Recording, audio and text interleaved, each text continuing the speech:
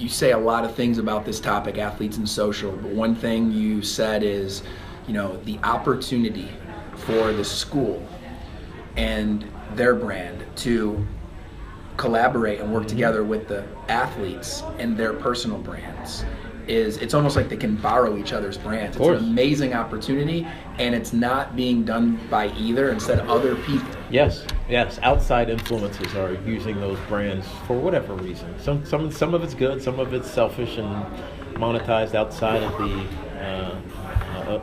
entity that we're talking about, the player or the university. And so when I think about how social media should work, I've never been one to just throw random things on social media. You have to think about it with purpose. And there's a story that I'm crafting. And everybody tells stories. The oldest way of communication in humanity, to be honest with you. It's how history has gotten passed down. Everything you do, you have to think about is telling a story. And this is who I am. This is what I care about. This is what's interesting to me. And with the hopes that on the other side of that story, you'll find like-minded individuals who will say, oh, I like that too. I'm interested in that too. I really like this guy's personality. I want to be associated with him. And if you get enough of those, then brands start taking notice. And you become what we're describing, or now has become the catchphrase, an influencer. And I don't think enough athletes think of it that way.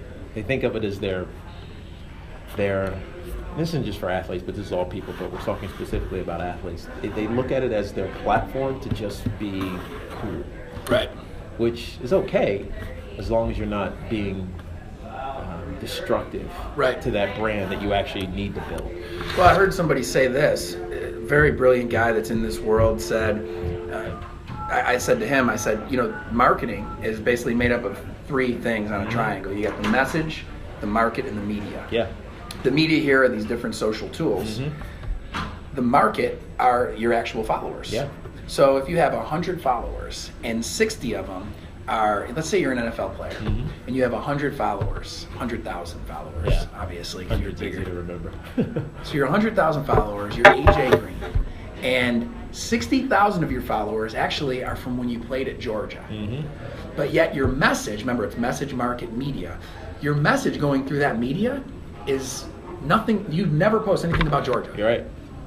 But yet they're following you because of your time at Georgia. When Georgia wins, why would you not post a photo of you when you played there with Go Dogs, the WGS, right? Like you got to know your market. And that's what's missed a lot in social media. Who's actually following me? Who actually cares about me? At least as it pertains to social platforms. Yeah. And how do I best utilize those that are following me? Yeah. And as you maximize that, then you can expand. Then you can talk about things that are outside of your lane, so to speak. But you're right. It's not something that most influencers think about.